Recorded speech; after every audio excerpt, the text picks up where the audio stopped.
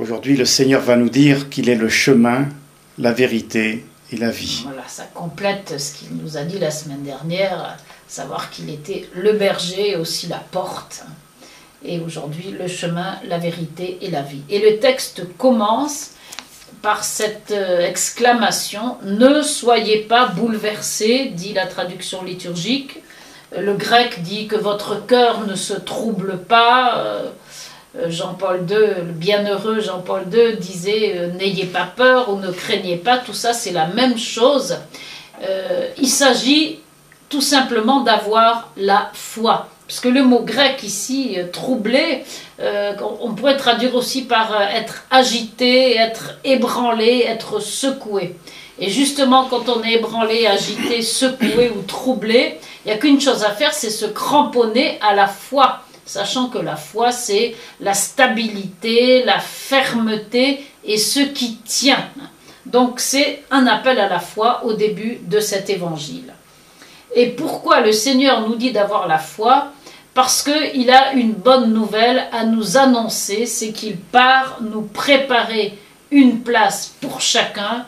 Et de même que dimanche dernier, il était dit qu'il appelait les brebis chacune par leur nom. Ici, il est dit qu'il y a beaucoup de demeures dans la maison du Père. On trouve ça dans le psaume 1, au verset 3, quand il est dit que l'homme juste est comme un arbre planté auprès des cours d'eau.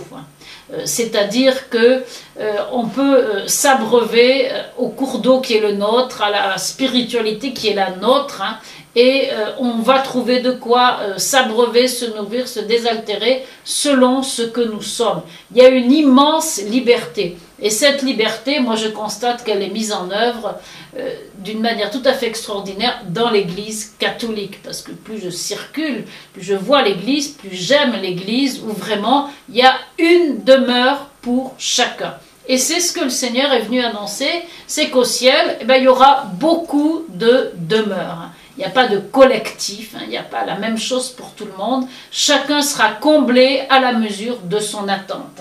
C'est pourquoi ne soyez pas secoués, il y a beaucoup de demeures dans la maison du Père. Je vais vous préparer une place et je reviendrai. Nous attendons sa venue dans la gloire. Pourquoi ? Parce que amoureusement, le Seigneur veut que là où il est, nous soyons aussi. Et ça se comprend, c'est la suite de la bonne nouvelle de l'incarnation. Il est venu se faire l'un de nous pour que nous soyons divinisés, pour que nous soyons avec lui. Alors il y a la question de Thomas, Seigneur, on veut bien te suivre, mais on ne sait pas où tu vas. Et c'est là que Jésus déclare solennellement, moi je suis, le fameux je suis de Exode 3,14, je suis, c'est-à-dire je suis Dieu, je suis l'Éternel. Je suis le chemin, la vérité et la vie. Non pas un chemin, mais le chemin. Tous les hommes, quels qu'ils soient, qui iront au paradis auprès du Seigneur, tous quels qu'ils soient, passeront par Jésus parce qu'il est l'unique chemin. L'unique vérité, c'est la même chose. On ne peut pas dire qu'il y a des vérités. Il y a une seule vérité sur Dieu. Et cette vérité, c'est Jésus qui nous l'a révélée. Il est lui-même la vérité. On peut s'en approcher plus ou moins, il peut y avoir des approches de cette vérité, mais la vérité, elle est en Jésus et en personne d'autre. C'est lui qui nous l'a dit. Et la vie, nous le savons, on est encore dans la mouvance de la résurrection. Il est la vie, il est notre vie.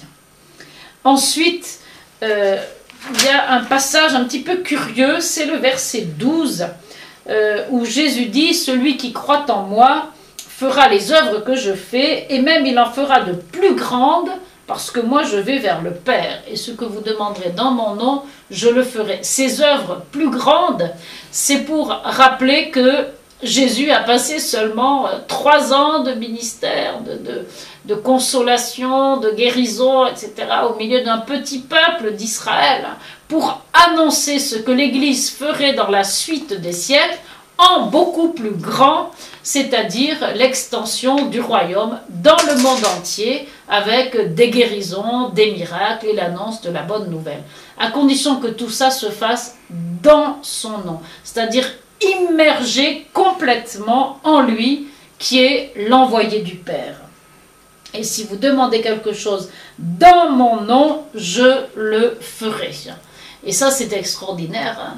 Demander quelque chose en étant plongé dans Jésus, ça veut dire qu'on demande quelque chose, bien sûr, qui va coïncider avec sa volonté. Et c'est ces demandes-là qui sont, bien sûr, écoutées par le Seigneur, auxquelles il répond et qu'il exauce, parce qu'on est complètement plongé dans la foi, hein, plongé dans son nom, parce que nous croyons qu'il est en nous et nous en lui.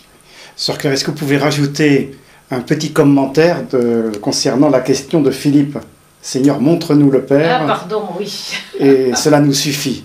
Bon, d'accord. Alors, verset 9. Hein. Seigneur, montre-nous le Père et cela nous suffit. Oui, il est vrai que c'est un des passages les plus clairs dans l'Évangile pour, disons, pour nous parler du mystère trinitaire et nous dire que Jésus ne fait qu'un avec le Père. Qui m'a vu a vu le Père. Oui, grâce à la question de Philippe, nous avons encore une précision magnifique sur la communion en Dieu qui est Père, Fils et Saint-Esprit.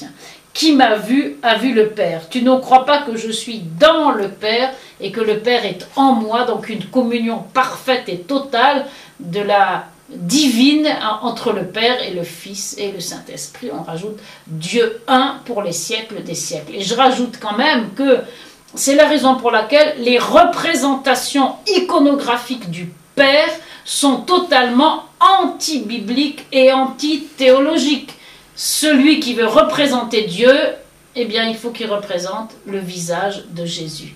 Qui m'a vu a vu le Père. Sœur Claire, merci.